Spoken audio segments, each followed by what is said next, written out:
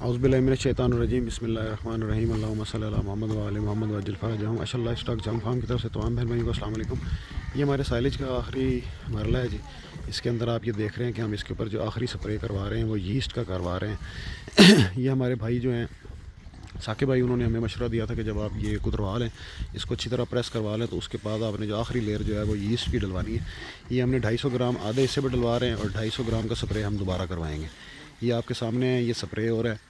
ये इसलिए ज़रूरी है कि ये इससे जल्दी ज़रा तैयार हो जाएगा। इसको जैसे जैसे ये स्प्रे हो रहा है, ये देख रहे हैं आपके सामने भाई जो है ये शॉपर लेके खड़े हैं और ये फ़ौरन इसके ऊपर शॉपर डाल दिया जाएगा। इस साइड पे ये गारा तैयार हो रहा है और फ़ौरन ही हम जो है इसकी लपाई कर देंगे। ये चंद प्रोटोकॉल्स से साइलेज तैयार करने के जो हमने कहा अपने बहन भाइयों के साथ साथ हम शेयर करें। पहली 2 वीडियोस में हमने आपको बताया कि हमने इसकी सारी प्रेसिंग और इसके अंदर क्या क्या डाला है।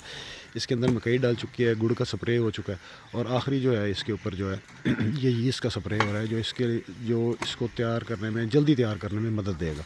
क्योंकि हमने ये रवायती तरीका जो चल रहा है मशीनों से तैयार होने वाला, उसमें नहीं किया, हमने ये टोके के साथ तैयार किया है जी।